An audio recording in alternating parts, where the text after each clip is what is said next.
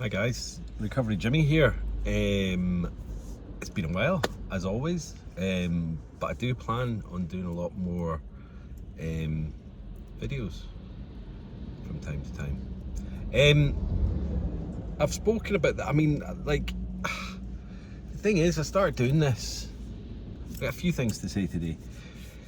I started doing this about 2 years ago. I think it's just over 2 years ago now, which doesn't seem like, where's the time gone? I've no idea. But like there's well over 50 videos now.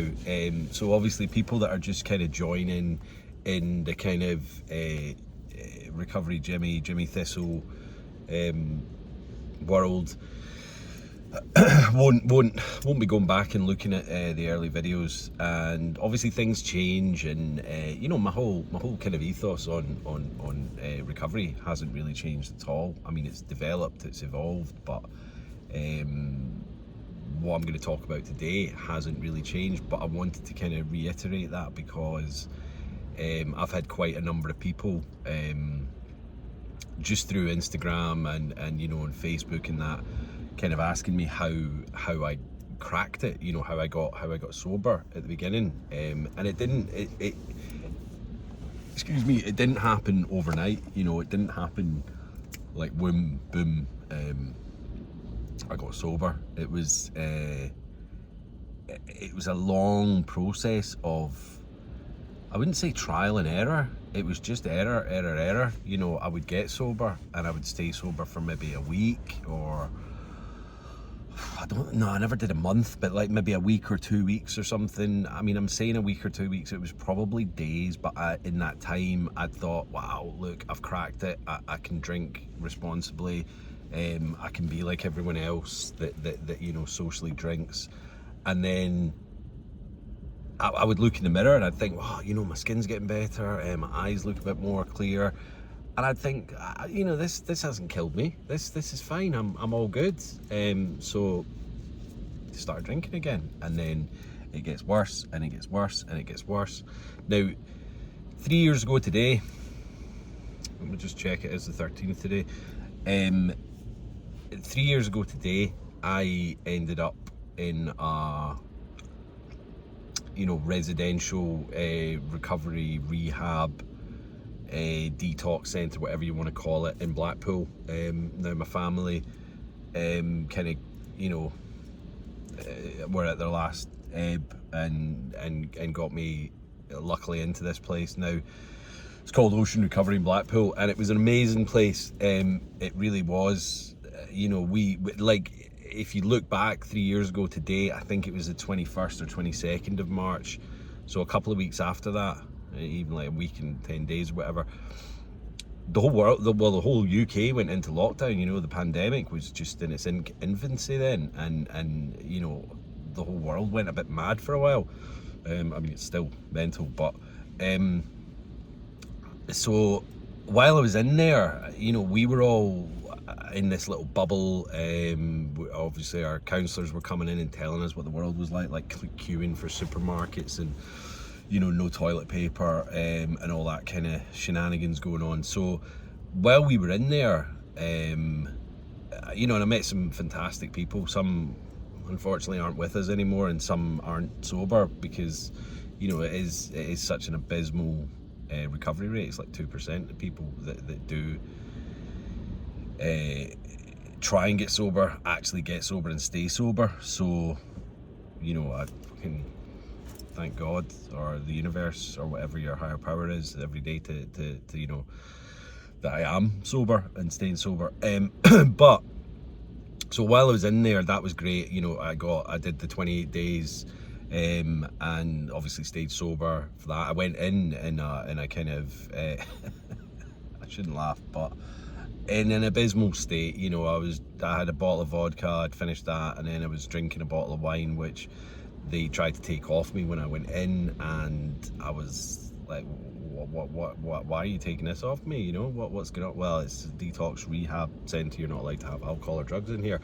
So that was a bit of a blow for me. I mean, I knew it, but I was obviously off my head. So I kind of went in there in a whirlwind of nonsense. But as I say, it got me sober. And I think I managed to get up to 55 days when I went and stayed with my friend Kathy after that. I was waiting in my flat in Tadcaster to be ready for me to move in. And through one thing and another, when I got in there, my whole world kind of fell apart, and I went to my usual crutch and relapsed and relapsed and relapsed. And this went on for months and months and months. Couple of months, and anyway, I finally got over to the Isle of Man, where I am now, with my family, and I was sober again because I had to do a 2-week isolation with my parents. So there was no way of me drinking in front of them, and I wanted to get sober. And then one day I was out, and there was a lovely, beautiful summer's day, and I thought, well, I'll just get myself a little quarter bottle of vodka, and I'll be okay. I hadn't learnt yet that I wasn't okay, and that I cannot drink sensibly, socially. I cannot drink. So that quarter bottle turned into half, turned into a bottle, turned into just me passing out in the middle of the day at my parents' house and just being an absolute horrible person. Do you know what I mean? Like blaming them for what they're saying. Have you been drinking? No, I haven't been drinking. I've not been drinking, and how dare you, and blah blah blah, and woe is me, and then going out in a temper and drinking again. Anyway, so that came to the crux when I was pretty much, my family were past their last ebb, past their kind of last chance saloon, and ready to kind of chuck me out into the elements, but I was like, and so eventually I got into the hospital here, and they still do detoxes for people. That's a very rare thing in the UK, and I don't know about other countries, because a lot of people take advantage of that and go in and after having a month-long bender or whatever, get themselves detoxed, and then they're good to go again after a few days. So they don't really do that in the UK anymore. You have to go into like a detox centre, and it's not cheap. And I was lucky enough to get one here. I stayed in hospital, I think 3-4 days, and I said to myself, once I get out of here, I'm going to do everything that I can possibly do to get sober. I am sober now, and then stay sober. And I started going to meetings to a place called Motivate in Douglas, and they're a fantastic charity that is free to go and get one-to-one consultations. They also do the meetings. Now, the meetings is where I started going. I started going to SMART.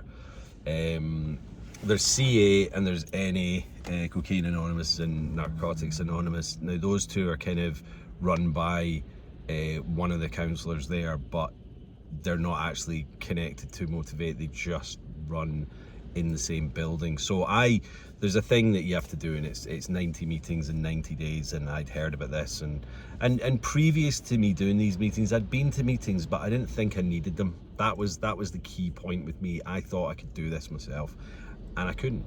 Time and time again, I couldn't.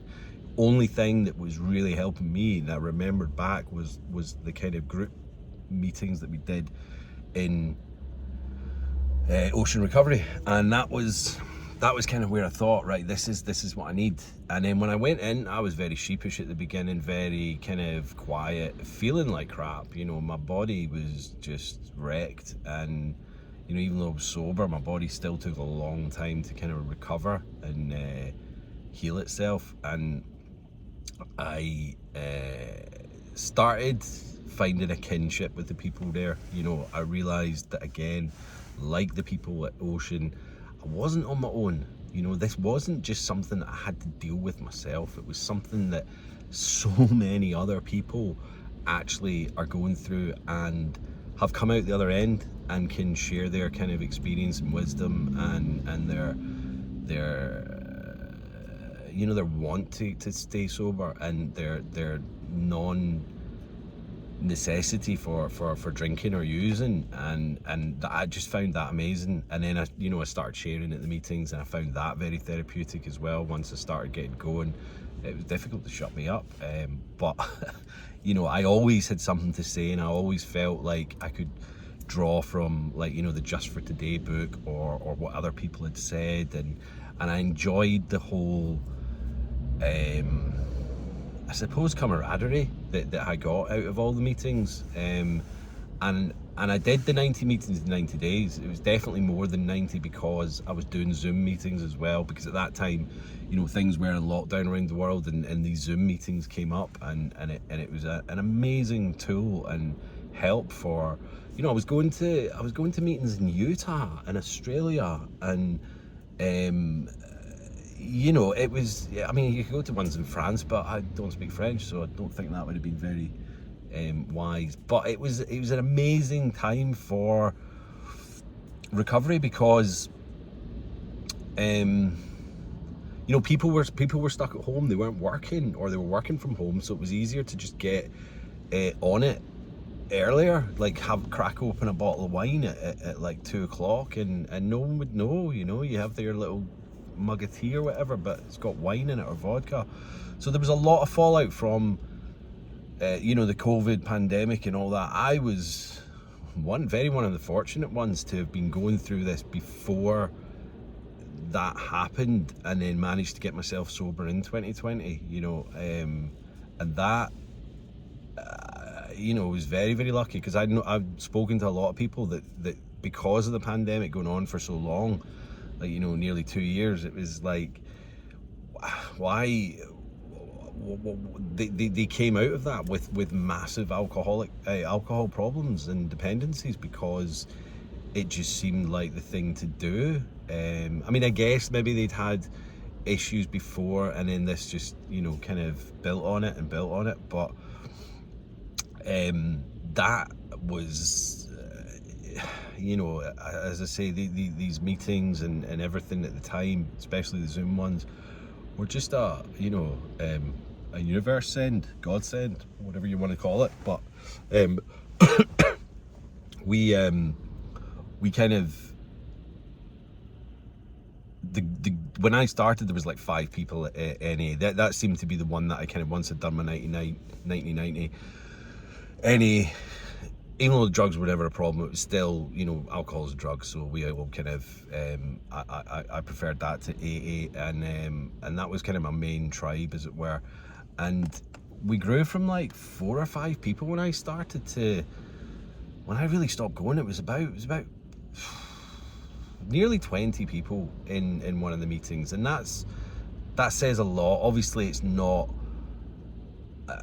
great to know that there's that many people, that many addicts out there, but it shows that there's that many addicts that want to get help, that want to get themselves sorted, and that is a testament to motivate that they're doing this.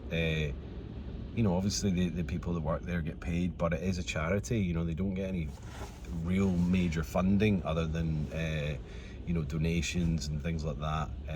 So it's a fantastic charity. But again, going back to it, like what people have been asking me was, like, how did I get sober and how did I stay sober?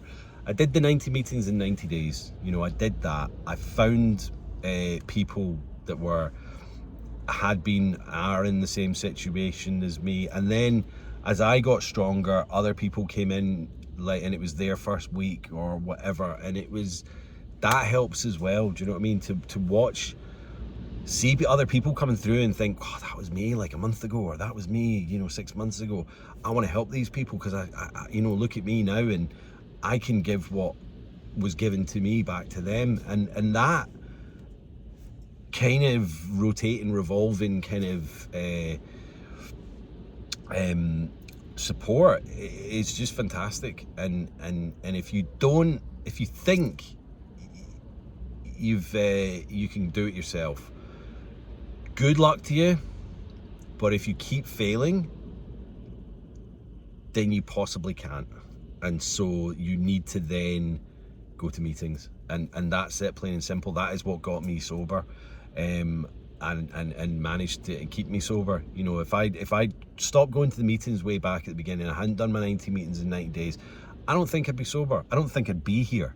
You know, I would have just continued down the very destructive path that I was on, and it was self-destruction, and you know, everything around me. So if you are struggling, go to meetings, just get it done. It's that simple, because all you're doing is going and sitting in a room, talking to like-minded people, talking to people that have been there before you, and talking to people that know what you're going through, and that's essentially it. You know, I mean, I don't go to the meetings as much as I used to. I haven't been in a while, and that's not because I think I'm fixed, or you know, I'm all right on the drink or anything like that. It's not that. It's like, you know, I did it religiously for a year, and then again there was these little lockdowns and stuff, and I thought to myself, if I'm in a situation where I can't get to a meeting and I'm in a chance of possible relapse,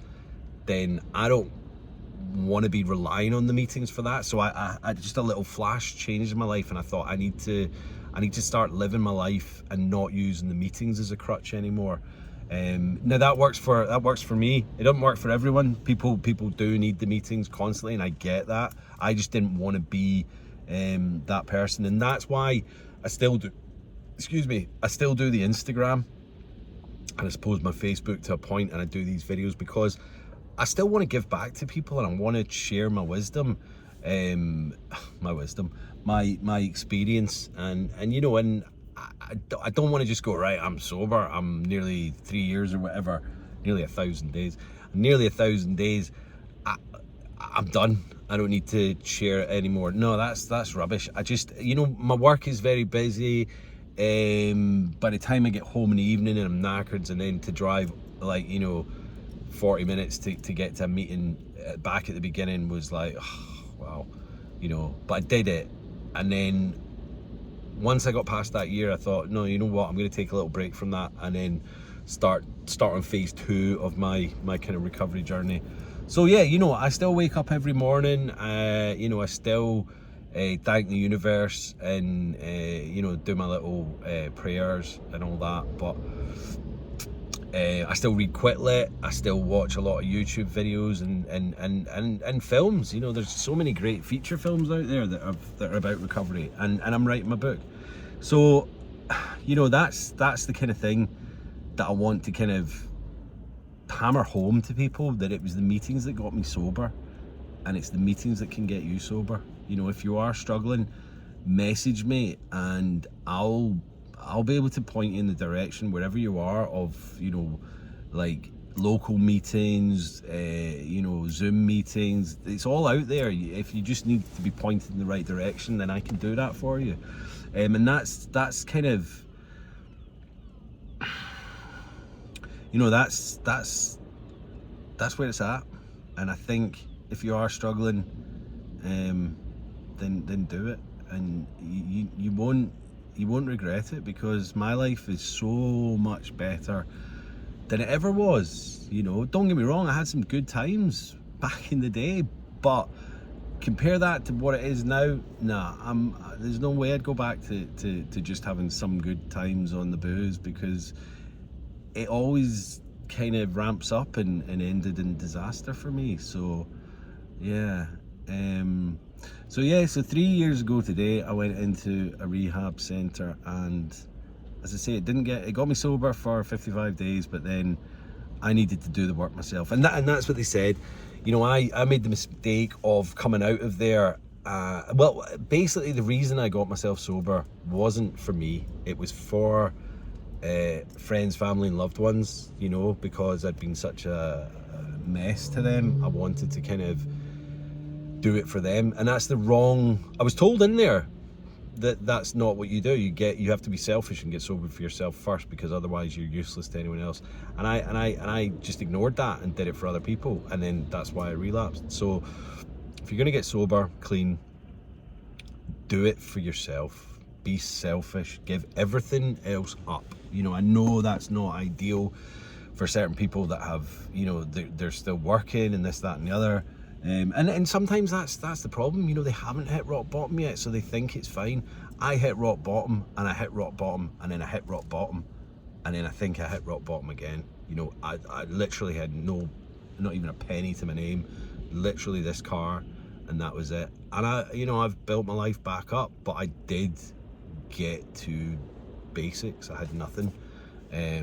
So, and I'm not saying people have to keep drinking until they get to rock bottom, but you know what, if your job is causing that, I mean, my jobs in the past were working in offices and stuff, and looking at what I do now, being a gardener, and you know, somewhat photographer, it's like that, those jobs were just killing me. They really were. I wasn't happy doing that. So I think you need to make big life changes if that is, you know, what's the main cause of your addiction. So yeah, it's a tough old game, but it can be done.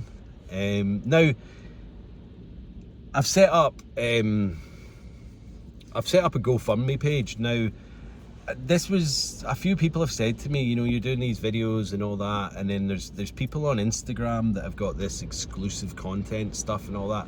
I don't want to do any of that. You know, I don't want people to subscribe to my page. I want them to hit the like button and follow me, and then they'll get the content regardless. But someone said to me, why don't you just set up a GoFundMe page, and you know, if people want to donate like the cost of a cup of coffee, then by all means, which will help me in turn have more time and you know, kind of putting into my book, into the more YouTube videos and all that. You know, it'll help. But I will buy coffee with it, and that's essentially it. You know, next time you see me, I'll be sat here with definitely not a Costa or Starbucks. It'll be a local one. But yeah, you know what? There's no harm in me doing that. I'm not trying to be greedy or anything like that. I just thought I'll set it up, and if people want to donate, then they can. If they don't, that's cool as well. The content will still keep coming. You know, it'll always be free. So I'm never gonna, you know, suddenly start closing everything down for people, and that you have to, you know, have a login to get into it. Nah, I'm not gonna do that. This is like, you know, it's just to help out. But yeah, as I say, I'm pointing down here. I don't know how to put the links on, but I'll try and put a link on it. Also, my friend Charlene, her friend Joe, and my other friend Mark are doing a 33-mile hike across the island for, well, Charlene's mum passed away a number of years ago, 5 years ago I think, and then Charlene and her husband Rob decided to do this walk across the island in her memory. So we're doing that again in May for Motivate. So there is a link in my Instagram for donations to that as well. You know, and I'm doing a bit of training for it. The weather's been abysmal, but you know, hopefully we'll get some good money for Motivate, and they can continue doing what they're doing for the people, for recovering people and addicts and struggling people. So yeah, that's the main thing. And thanks for listening today. I know if a lot of you have listened to my earlier YouTubes, then you know, I apologize, but I thought it was time to kind of go over some old stuff as well. So there might be a few more of these. I'm gonna go back and listen to some of the old ones as well and see what nonsense I was talking. Hopefully it wasn't too much nonsense, but yeah. So yeah, hit the like, hit the share, subscribe, all of that jazz. Stay safe, stay strong, stay supportive, and stay sober. And I'll see you soon. Peace.